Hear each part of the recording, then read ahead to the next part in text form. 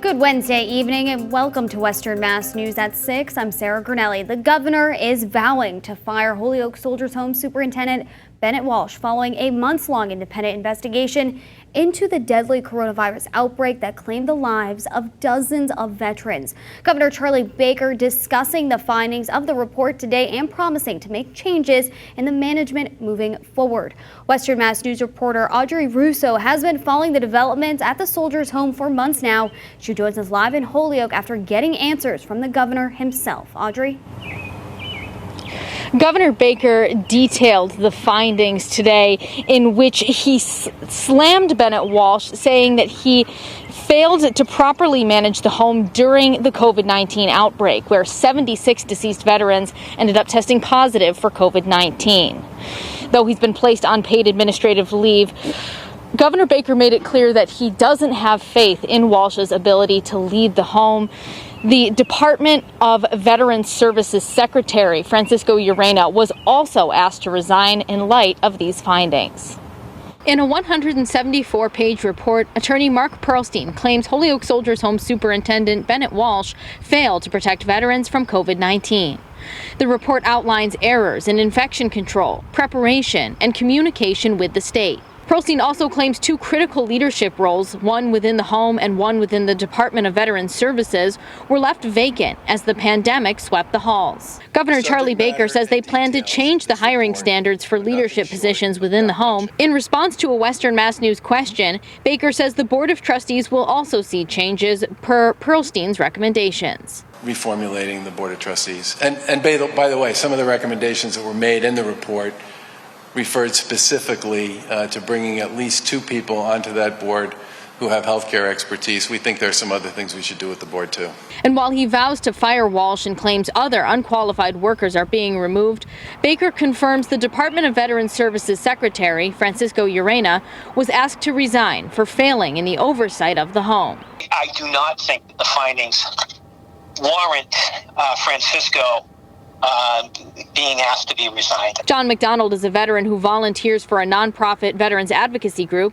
He has worked with Urena in the past and says the now resigned secretary is being treated unfairly. I think that using a war hero, a Marine, someone who received the Purple Heart as a scapegoat is probably one of the lowest things I've ever seen in politics. I'm not going to call that justice. I think it's a step in the right direction. Meanwhile, a family member of a veteran who died in the home's outbreak says the report doesn't tell her anything she didn't already witness. They had to have this investigation when we kept telling them our reports of mixing healthy veterans in with sick veterans. Lori Mandeville Bodette lost her father, James. She's now become an outspoken advocate for the home, pushing for reforms and renovations in the facility her father will never live to see. I think he would say,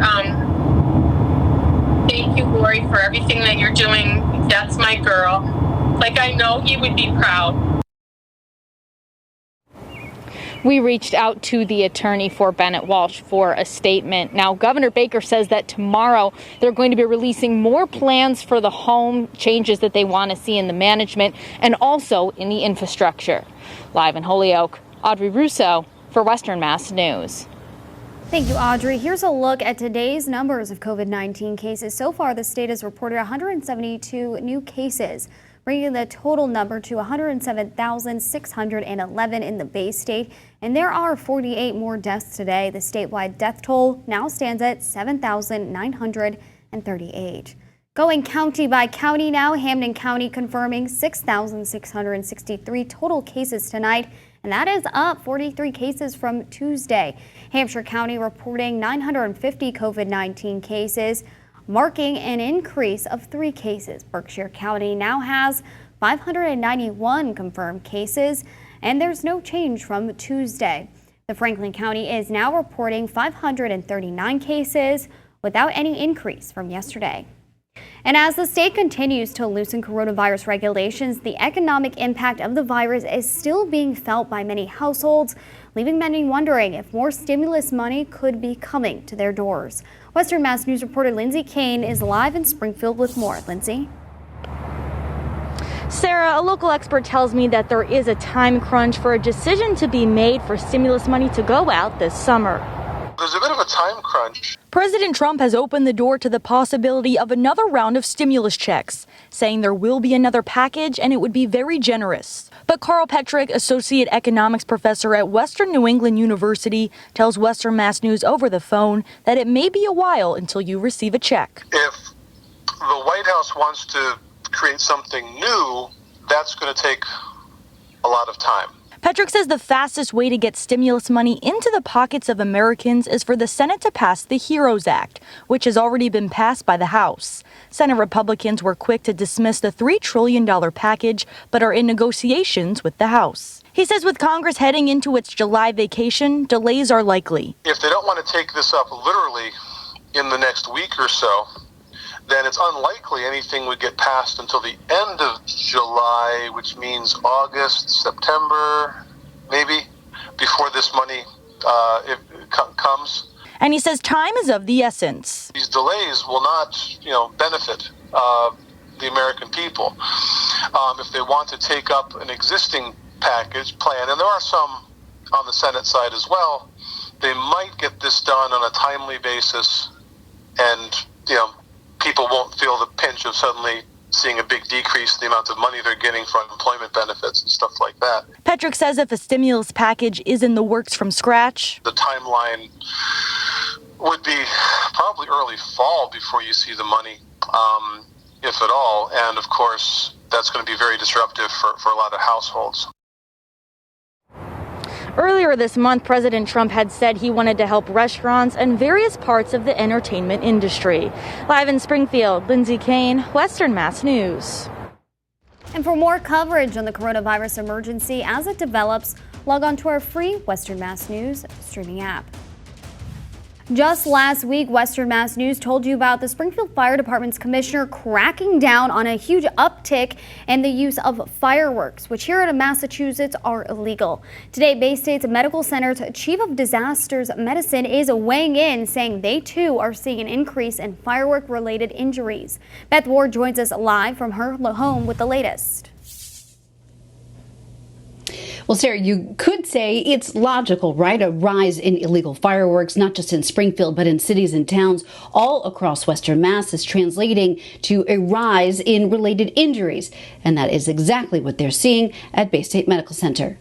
Are we seeing injuries in the ED? Yes. Dr. Gerald Beltran is Chief of Disaster Medicine at Bay State Health. He is board certified in emergency medicine and emergency medical services.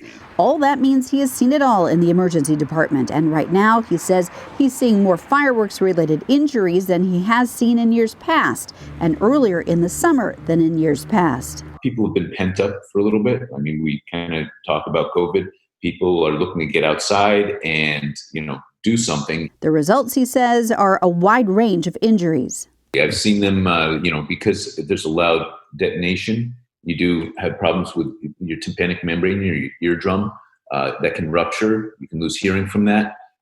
Seen eye injuries, burns to the eyes, burns to the face, burns to the hands, fingers that have been partially taken off the hand. Even severe burns and other injuries from something as small and popular as sparklers. People don't realize it. Those run about 1,000 to 2,000 degrees Fahrenheit. I mean, that is boiling water is at X number of degrees. Think of how hot that is. That's molten metal. What people may not know is that some fireworks-related injuries must be reported. We're required to report burns, and that's required under the mass regulation. So anytime any hospital gets a patient who has a burn, we have to report that. Reported to local law enforcement and to the Massachusetts Burn Injury Reporting System, or embers, which says in the last decade, 38 people were treated in Massachusetts emergency rooms for severe burn injuries from fireworks. More than half were children, the youngest a 6-month-old boy. Well, to be clear, in New Hampshire, all fireworks are allowed. In Connecticut, the only ones that are allowed are things like sparklers and fountains. And on a side note, in Boston, city police say calls about fireworks use were up in May 2,300% over last year. Reporting live from home, Beth Ward, Western Mass News. Thanks, Beth. New at 6, the reward for finding whoever is responsible for the death of a German Shepherd puppy has now been raised to $7,000. The puppy was found dead in Chicopee Friday, dumped on a dirt road off of Goodwin Street. Animal Control says the puppy suffered from blunt force trauma from the owner or the caretaker. Anyone with information should contact either the Chicopee Police or the Thomas J. O'Connor Animal Control and Adoption Center in Springfield. Now for a follow-up story of Northampton. As a result of a 10% cut to the city's police department's budget, the chief says 5 full-time positions are being cut from the department. Chief Jody Casper tells Western Mass News tonight that 3 officers, either in the academy or set to attend, are being laid off at the end of June. In addition, Officer Josh Wallace has been removed from his position as a full-time school resource officer and moved into the patrol unit. One officer resigned yesterday, and their position, as well as another open, will remain vacant. After the cold front moved through a little earlier this afternoon, the sunshine popped out again and our highs skyrocketed back into the mid to upper 80s. We hit 88 in Springfield, 86 in Westfield, and 85 degrees in Orange. So not only did we have the clouds and the murkiness early, we missed out on the rain, but in the wake of this, we returned to that sunshine. You see that on our satellite and radar, really nothing to worry about into this evening. Now, the places that picked it up, the Berkshires picked up almost 3/4 of an inch to an inch in some spots, and then it skipped Western Mass and it was back into the Worcester Hills. They picked up almost 1/4 of an inch out there. Notice that big goose egg right up and down the valley. We did pick up some scattered showers as you went in towards the Quabbin, but many of us just completely missing out. We do have those drier dew points, those lower dew points, representative of the nice dry air mass that is replacing the muggy one that we had in place for about a week. 52 for our current dew point is nice and comfortable. Look at our Springfield Skycam looking great. Our futurecast suggesting we are waking up with sunshine tomorrow and nothing to worry about into the afternoon. We're in the upper 50s and low 60s for afternoon highs. We have another warm day in store. We'll have a full look at the forecast coming up in just a few minutes. Sarah? Thanks, Jacob. Still ahead on Western Mass News, new findings out of an investigation into a late Springfield bishop. We'll break it down for you. And later, as coronavirus cases surge in several states across the U.S., new travel restrictions are imposed. Stick with us.